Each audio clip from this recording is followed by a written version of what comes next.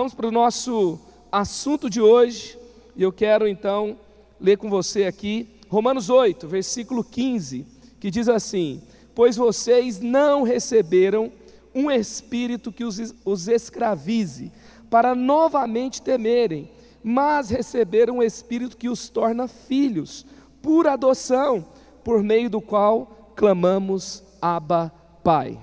É interessante que Jesus ele não veio tirar a lei daqueles que criam ali na lei recebida por Moisés, mas ele vai mudar a forma, ele vai desconstruir a forma que as pessoas então se relacionavam com aquilo que Deus tinha dado para o seu povo.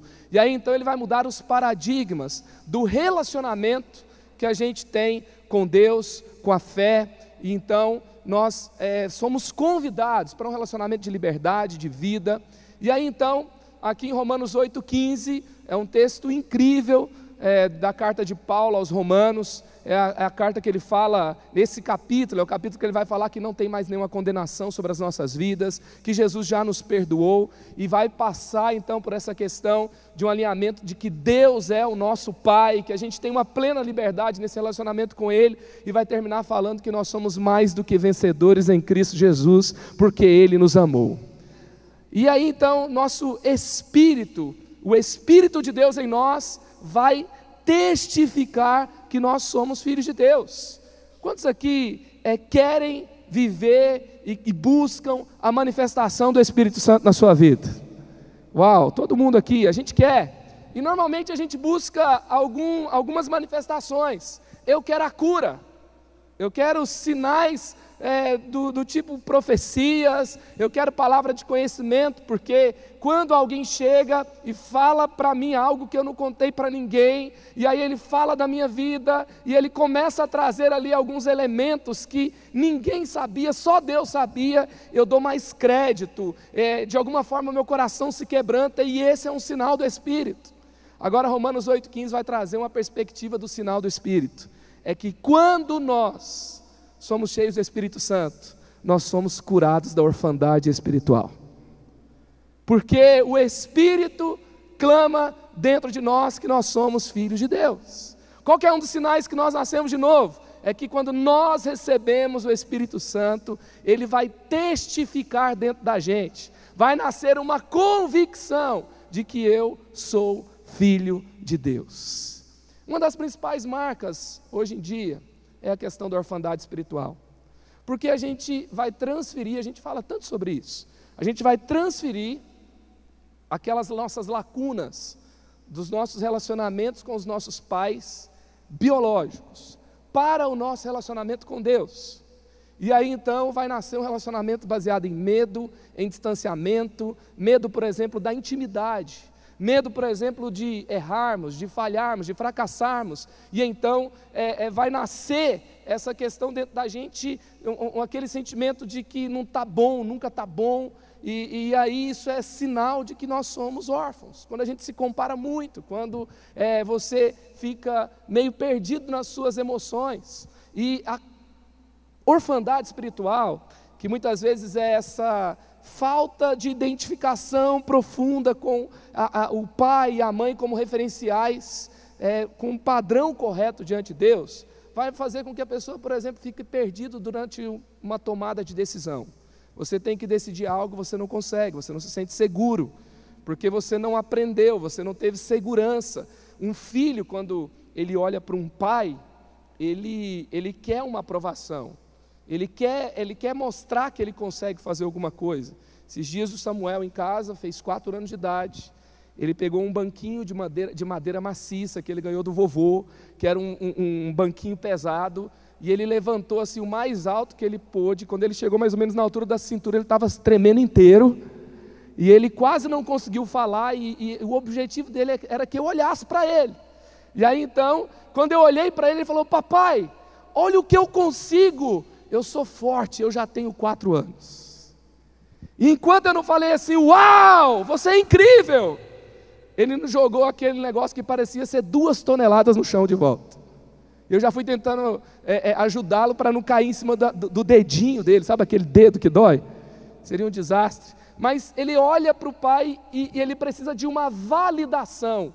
O pai vai validar para ele: você é forte, você é bom, você consegue. E quando nós assim estamos naquela caminhada e a gente tem aquele negócio assim: eu não consigo, nunca está bom, será que vai dar certo? Faltou essa validação dentro de casa. Às vezes a perversão sexual é uma super identificação com pai ou mãe em questão de gênero, porque falhou isso na minha vida, e aí então vai começar a nascer algumas distorções. E aí então a igreja foi criada por Deus para ser uma família. Para quê? Para que nesse ambiente, por mais que você tenha tido família abençoada por Deus, até hoje os meus pais estão aqui, eu posso dizer para você que eu sou abençoado por Deus, porque os meus pais foram muito presentes, foram muito especiais, e eu acho que nessa questão também tem muito mimimi. Outro dia alguém falou: o seu pai trabalhava demais, virava à noite, ficava longe. Eu virei e falei: sim, é verdade, meu pai ele trabalhava muito, mas eu não consigo me lembrar, por exemplo, dias que meu pai não almoçava com a gente. Ele almoçava com a gente todo dia. A gente tem uma tendência de focar no que faltou, a gente não foca no que teve. E eu me lembro do meu pai almoçando com a gente todo dia, eu lembro da minha mãe almoçando com a gente todo dia, ao redor da mesa a gente conversava, perguntava como é que era a sala de aula, e eles nos instruíam. Eu lembro de aceitar Jesus na sala de casa, aos 5 anos de idade, com o livro Sem Palavras, com a história que minha mãe contou. E isso foi um presente de Deus, e eu louvo a Deus por isso, mas nem todo mundo teve isso, a maioria não teve. E também teve uma outra questão, que por mais que os meus pais foram bons, ninguém é perfeito. Então eu tenho lacunas. Então, da onde veio a minha insegurança? Da onde veio aquele sentimento de rejeição? Veio de algum lugar. E aí a igreja, ela foi criada como ambiente espiritual para que a cura, para que a aceitação, para que a restauração de Deus venha sobre mim e venha sobre você. Então a igreja é ambiente de família, família de Deus. E é interessante assim que Deus não deu os dons para você, sabia? Deus deu os dons para a igreja. Sabe, a igreja, nós sozinhos, nós não podemos viver tudo aquilo que Deus tem para nós, tem que ser como igreja. E aí dentro desse ambiente de vulnerabilidade, onde há essa vulnerabilidade, onde há cura, onde nós precisamos de cura, pode nascer uma outra coisa, pode nascer as pessoas imperfeitas, mal intencionadas. E aí então vem essa questão que nós vamos trabalhar hoje do paternalismo. E antes disso, eu quero trabalhar aqui com você por que a gente pode chamar, por exemplo, a gente pode ter na nossa caminhada com Deus os irmãos mais velhos, ou os chamados pais espirituais. Olha como Jesus chamava os seus discípulos. João 13:33, meus filhinhos, vou estar com vocês apenas mais um pouco. E é verdade também que Jesus, ele tinha os seus 30 anos de idade, e os discípulos em sua maioria tinha 13, 15, Pedro, que pagava imposto já, e por isso Jesus pesca o imposto dele, tinha por volta dos seus 18 ou 20 anos, e Pedro tinha sogra, tá? Significa que Pedro era casado. Então, é o único que é mencionado como alguém que era casado entre os discípulos, e ali naquela época eles casavam entre os 18 e 20 anos, e Jesus olha para aqueles meninos, que na verdade, provavelmente tinha sido rejeitado pelos mestres e rabinos, a não ser alguns que andavam com João Batista, e João Batista então abençoa eles para andar com Jesus.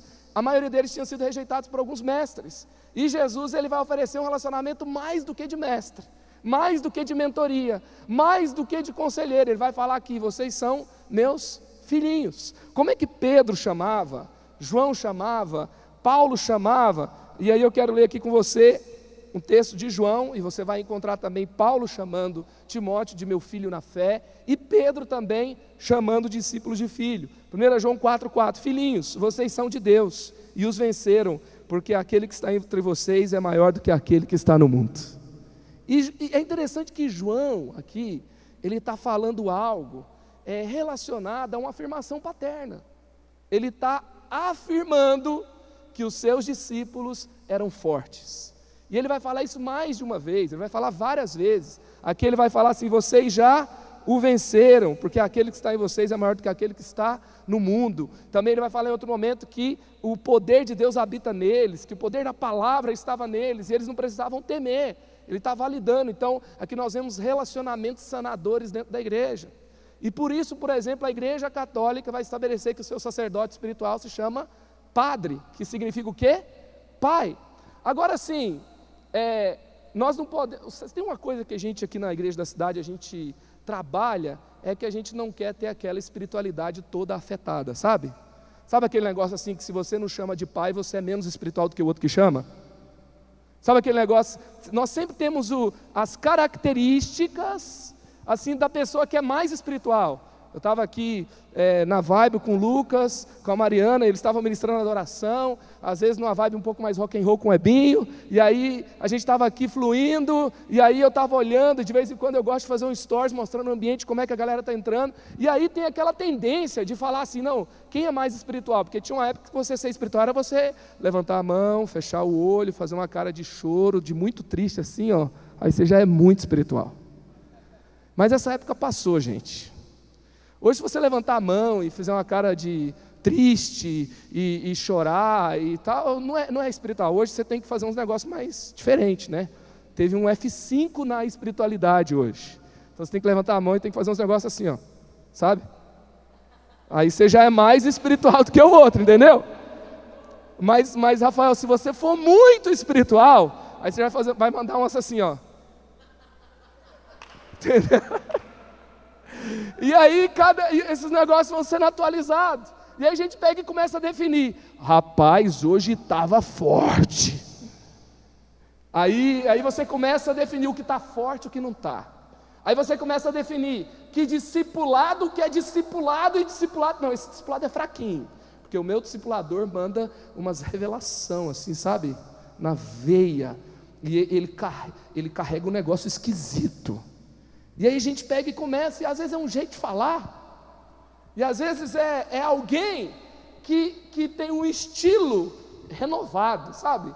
E a gente pega e começa a ter esse negócio de começar a colocar dentro de uma caixa, dentro de outra caixa, e aí nasce as bobeiras, daí nasce as pessoas que se deixam ser influenciadas por questões de aparência, e aí vão nascer um monte de coisa. E dentro disso, de paternidade espiritual, eu acabei de falar aqui que é uma bênção para nós, pelo Espírito Santo de Deus que se manifesta na sua vida. Um dos sinais é que você não tem que viver preso a lacunas do seu passado, a relacionamentos que foram destrutivos, talvez da sua família biológica, talvez do seu bullying que você recebeu, e o Espírito Santo vem, sopra um vento novo e você é curado. E aí então, a partir disso, dentro disso, aí tem as outras coisas que as pessoas vão fazer disso. Aí vai vir um paternalismo. Por isso, naquele tempo mesmo, Jesus vai fazer o seguinte, ele vai alertar em Mateus 23, no versículo 6 a 12, depois você pode ler com calma, mas Jesus está falando assim, olha, cuidado com os mestres, eles gostam de ser chamados de mestres, de pai. E aí ele vai falar assim, a ninguém chame de mestre, a ninguém chame de pai, a não ser o seu pai que está no céu. E aí tem gente que fala assim, não, eu não curto essa vibe aí da igreja da cidade, chamar de pastor de pai, porque a Bíblia fala, ninguém chamem de pai. Então tá bom, se você vai fazer uma interpretação literal, então não chama seu pai biológico de pai também, porque a Bíblia fala, ninguém chame de pai, entendeu? Então assim, e depois a gente vê o próprio Jesus chamando os discípulos de filho, João chamando de filho, também Pedro e também Paulo. Então assim, o que Jesus está confrontando aqui? Jesus está confrontando uma ação substitutiva, ou seja, o cara não é o meu líder, ele não é o meu discipulador, ele é o meu Deus, porque tem ídolos que não falam e tem ídolos que falam, tem ídolos que não ouvem, mas tem ídolos que ouvem também. Eles ouvem, eles frequentam culto, entendeu? Por quê? Porque eu posso transformar uma pessoa em um ídolo, e é isso que Jesus está falando. Não transforme alguém que foi bênção na sua vida, alguém que está te aconselhando, alguém que está te instruindo, alguém que Deus está usando para te fazer avançar, em um ídolo. não coloque ele numa condição substitutiva. Eu estava conversando essa semana com um menino do Extreme, o Marcos, que ele fala que ele começou o discipulado dele com o Mateus, que está aqui, e aí ele fala assim que com essa caminhada ele avançou, ele cresceu, e ele em 1 ano e 9 meses ele multiplicou a célula dele 4 vezes, e a gente estava celebrando o que Deus estava fazendo. Agora ele vai ser discipulado, ele vai ser coordenador, e ele está discipulando 4 líderes ali, e está acontecendo um negócio muito louco, e show! Só que no momento que eu começo a controlar a vida dos meus discípulos, e que eu começo a endeusar os meus discipuladores, vai nascer uma tragédia, vai nascer um problema. E o que é esse negócio do achar errado? Eu queria até trabalhar um paralelo aqui com você. Por exemplo, paternidade vai te ensinar, o paternalismo vai te controlar. Então ele vai perguntar qual meia que você está usando para ver se a meia está combinando com a sua calça. Gente, uma vez eu fui conversar com um líder, me procurou e falou assim: ó, essa pessoa não dá mais. E o que aconteceu? Não, ela está orando com outra pessoa, e aí eles foram no supermercado juntos sozinhos. Falei, e aí, eles transaram lá debaixo da lâmpada fluorescente do supermercado? Mas eles só estão orando, eles são amigos, eles foram sozinhos. Uau! Então, o que aconteceu? O cara assumiu uma posição, primeiro que ele é meio doido, né? Tem problema. E segundo, que ele, suponha que ele tivesse ido 3 da manhã na casa do outro, que os pais não estavam em casa, e eles foram assistir um filme debaixo do edredom às 3 da manhã, e eles só estavam orando, ou estavam namorando, estavam noivo, sei lá. Eu posso impedir uma pessoa de fazer isso? Se ele quiser fazer, e ele fizer, eu não posso impedir, não é? Então eu ensino, eu ajudo, eu mostro as consequências, eu não tomo as decisões. Quem tem que tomar a decisão é as pessoas, sabe por quê? Porque nós não somos órfãos, mas também nós não somos clones e nem robôs, somos pessoas livres. É isso que Jesus me chamou para viver. Outra coisa, a paternidade, ela ama, ela quer o melhor, ela vai trabalhar para o melhor para o discípulo. E o foco não é nem o discípulo, nem o discipulador, é Jesus. E a gente vai construir tudo isso em Jesus. Agora, o paternalismo usa, ele não ama. Outra coisa, a paternidade vai criar uma intimidade natural. Eles vão começar a sair, eles vão começar a conversar. Ele não fala assim, você tem que abrir a sua vida para mim. Chega uma hora que o cara abre. Chega uma hora que ele começa a se sentir seguro. Eu lidero uma célula que foi multiplicada no final do ano passado, e aí então a gente tem trabalhado, essa célula passou por vários desafios, e aí então a gente estava no nosso último encontro de célula e todo mundo estava se abrindo com o coração, e a gente estava no momento de oração. Não é toda a célula que todo mundo tem que se abrir no momento de oração, mas se criou uma intimidade natural, as pessoas começam a se abrir. E uma pessoa não é menos espiritual porque ela não se abre. Se ela faz o pedido de oração meio assim, toda semana, né, Deus é bom e eu não tenho nada para pedir, só para agradecer. Toda semana, ela está escolhendo não se abrir. E ela está escolhendo não se expor. E eu não posso obrigar ela a se expor, mas eu posso criar para ela um ambiente onde ela vai se sentir segura para se expor. Então a paternidade espiritual, ela vai criar uma intimidade natural. O paternalismo vai bloquear, enquanto a paternidade vai impulsionar. Também a paternidade vai facilitar, enquanto o paternalismo aprisiona. Paternidade promove, paternalismo limita. Sabe, a paternidade aproxima e o paternalismo exclui. Como assim exclui? É que o cara chega e ele chega com os judões atrás dele, entendeu? Esses são os meus filhos espirituais. E com esses caras aqui, ó, essa panela aqui, ó, é a top. E se você não está, não posso falar com você porque você não é meu filho espiritual. Fala, entendeu? A gente vai criar um grupinho dos mais conectados e eu não vou convidar outros para fazer parte disso. Então isso não é paternidade espiritual. Outra coisa, a paternidade vai gerar superação e o paternalismo vai gerar estagnação.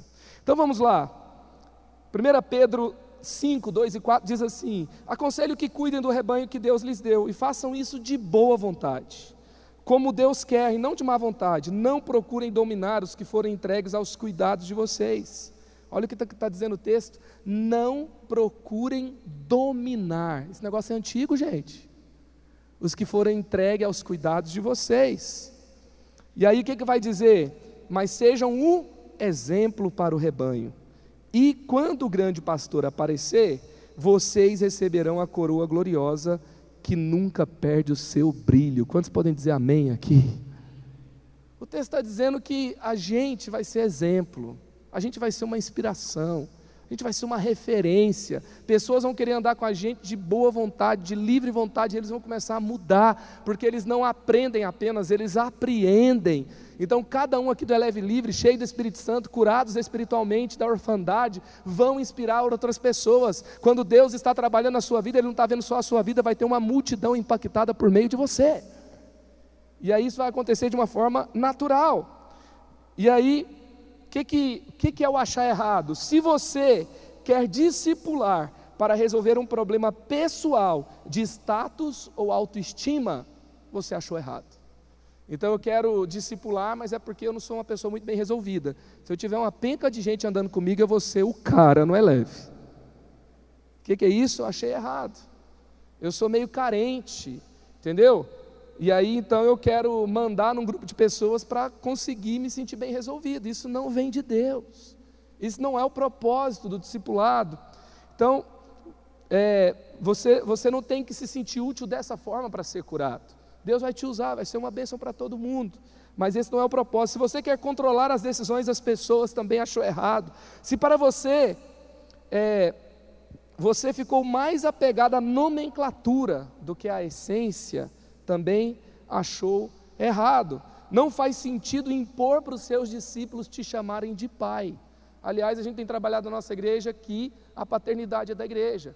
Então nós temos trabalhado o que nós chamamos o pastor da igreja de pai, para evitar o quê? Exagero. Não seria errado em alguns ambientes que aquele discípulo chamasse um outro de pai, mas para que não tenha exagero, para que também a gente não afaste os de fora, a gente tem estimulado que a gente chame o nosso pai espiritual, pastor Carlito, anjo dessa igreja, de pai. E assim então, entre os discipulados da igreja como um todo, a gente evitar essa nomenclatura para que isso não se torne um exagero, para que isso não se torne uma imposição. E outra coisa, tem gente que chama rápido de pai, mas não vive nada que o discipulador está falando. Ou seja, eu apeguei a nomenclatura, mas eu não quero viver o discipulado. Então também não faz sentido. Outra coisa, se você procura no discipulado alguém que assuma as responsabilidades por suas decisões, achou errado. Então tem gente que quer tomar uma decisão assim: e aí, o que você acha? Eu devo fazer ou não devo fazer? Aí o discipulador fala: cara, não namora não, que é latada. Aí ele não namora e fica solteiro 5 anos. Aí ele pega e fala assim: olha, tá vendo? É por causa de você que eu estou sozinho. O cara não consegue tomar uma decisão, não sabe o que quer. Esses dias eu estava falando que o Levi, quando a gente chegava ele tinha 2 preferências. Ele gostava do número 7 e gostava de verde. Por quê? Não sei. Chegava no restaurante, ele queria sentar na mesa 7. Se tinha alguém sentado na mesa 7, ele fazia um berreiro, queria tirar as pessoas de lá, queria bater, dava soquinho nas pessoas que estavam na mesa 7. Chegava no pedágio, se o 7 estava bloqueado, a entrada do pedágio, ele chorava. Demorava uns 15 minutos para ele parar de chorar. Aí eu fiquei pensando assim: pelo menos ele sabe o que quer, que tem gente de 40 anos que não sabe o que quer ainda. Então assim, tem gente que não sabe o que quer e quer transferir a responsabilidade das suas decisões para o seu discipulador. Aí achou errado também. Então o discipulado não é para fazer das pessoas fracas, que não tomam decisões, que não sabem o que quer, que não sabem para onde que vai, e que fica transferindo, mandou terminar, mandou parar, mandou fazer, mandou não fazer, mandou mudar. Não é esse tipo de relacionamento que a gente está construindo. Você é uma pessoa forte, inclusive você pode arrumar a bagunça que você fez, não é porque alguém falou que você está em pecado e você agora não pode fazer isso, não pode fazer aquilo, não. Você percebe e você arruma e você avança e bola para frente, amém? Se você se sente mais confortável sendo dominado, achou errado. Se você tem medo de intimidade, achou errado. O pastor Fabiano, no livro Paternidade Bem Resolvida, ele escreve: o Espírito Santo é a afetividade em ação. Se você usa as pessoas e não dá a elas o seu devido valor, achou errado. Se você permite ser abusado também e manipulado, você também achou errado. Porque assim, por que tem o que abusa? Porque tem o que se deixa ser abusado. Porque tem aquele que acha um pouco confortável e legal no começo, alguém que vai lá e que começa a cuidar dele. Nossa, ninguém nunca cuidou de mim assim. E aí você pega e você vai transferindo a essa pessoa a condição de Deus. E aí você pega e vai exigindo dela um determinado cuidado. Mas na verdade você aprendeu a ser manipulado. Nasceu de uma lacuna emocional, nasceu de uma passividade que está lá dentro de você, e aí então vai sendo construído, e aí o final é trágico, é ferida, é problema e assim por diante. E eu queria então fechar aqui também falando uma coisa muito importante. Para você desconstruir o abuso, o paternalismo, não desconstrua lealdade e honra. Para você desconstruir o que te aprisionou, não precisa construir o liberalismo, a rebeldia, o anarquismo, não é isso. A Bíblia fala que a gente tem que ser uma comunidade, uma família, onde nós nos submetemos uns aos outros. É uma relação onde nós nos submetemos, onde nós caminhamos juntos, e assim vai. Então, cuidado com isso. E Hebreus 13:7, obedeçam aos seus líderes, submetam-se às autoridades deles, eles cuidam de vocês como quem deve prestar contas, obedeçam-lhes, para que o trabalho deles seja uma alegria e não um peso, pois isso não seria proveitoso para vocês. Então Paulo, a carta aos Hebreus, que a gente não sabe quem escreveu, está falando para os cristãos hebreus: olha, cuidado.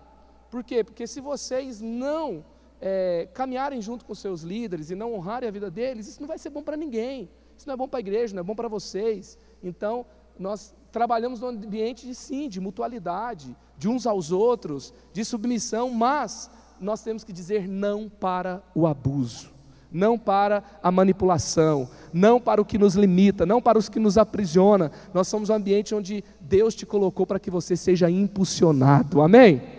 E aí quais são os valores do nosso discipulado aqui? Primeiro, cobertura espiritual. É um ambiente, é o que nós acreditamos, um posicionamento de oração, de cuidado. E um dos sinais disso é que eu protejo o discípulo e eu não o exponho.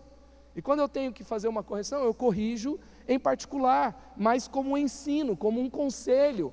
E isso é uma cobertura. Outra coisa, encorajamento. Eu vou encorajar o discípulo a viver a palavra de Deus no trabalho, no relacionamento. Eu vou trazer a Bíblia. Discipulado sem Bíblia não é discipulado, é impor minha vontade sobre os outros. Eu encorajo com a palavra de Deus. Terceiro, também com prestação de contas. Por isso que eu vou perguntar para o discípulo: cara, você está lendo a Bíblia? Você está orando? Você está batendo na menina? Não? E aí se o cara está batendo na menina, está tudo errado, né? Vou falar: cara, você está... como é que está o namoro, né? O namoro está em braille, o namoro está santo, como é que está acontecendo as paradas lá? Vocês estão conseguindo se segurar? Eu louvo a Deus, porque o pastor Fabiano, o pastor Carlito, os meus líderes espirituais, meus discipuladores perguntavam isso para mim toda hora: e aí, está certinho lá? Está segurando esse negócio aí? Está conseguindo? Está avançando? E aí tinha hora que eu falava: pastor, está difícil o negócio. Ele me chamava, ele orava, ele me ajudava, ele me aconselhava. E aí eu prestava contas de como estava o meu namoro, como é que estava a minha vida financeira. Eu decidi prestar contas, por quê? Porque era bênção para mim. Isso não me foi exigido, não foi um peso. E por último, é o envio. Como que Jesus trabalhou o discipulado? Ele terminou enviando todo mundo para o mundo. Ele enviou e criou pessoas tão poderosas naquele ambiente, que ele terminou, falou: está consumado. E ele foi para a próxima etapa, enviou o Espírito Santo, e os caras quebraram tudo depois.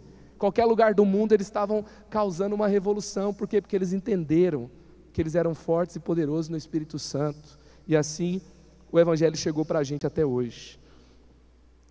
Então vamos lá, 2 Pedro 1,17. Ele recebeu a glória de Deus Pai, quando a suprema glória lhe foi dirigida a voz que disse: esse é meu Filho amado, em quem me agrado.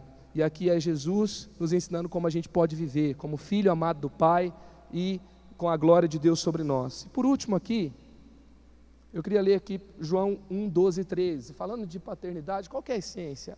Deus é nosso Pai, nada substitui isso. Líderes espirituais que eu tive que me abençoaram, eles representam a paternidade divina. Eles me geraram em Deus, geraram o que eu sou.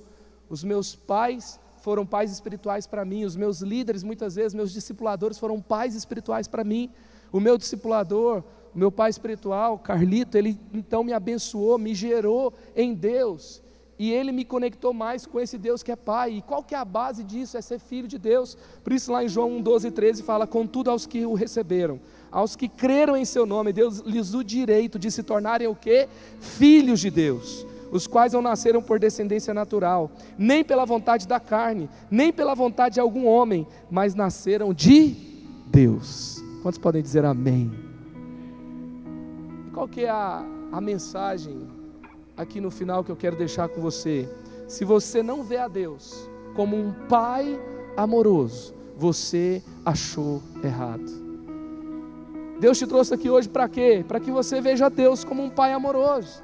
Ele é o Criador, Ele é o Todo-Poderoso, Ele é Senhor do Universo, Ele é aquele que no final vai julgar todas as coisas, sim, mas Deus é um Pai amoroso. Romanos 8,15 vai dizer que o Espírito de Deus grita dentro de nós: Abba Pai é paizinho. E a Bíblia fala que quando nós cremos em Jesus, quando nós recebemos Jesus para nós recebemos o seu ensinamento, há um poder que nos torna filho de Deus, há uma manifestação de poder de Deus em nós, que nos transforma o que eu sou em filho de Deus. Isso acontece quando eu creio na obra de Jesus e a recebo para a minha vida e para a minha história.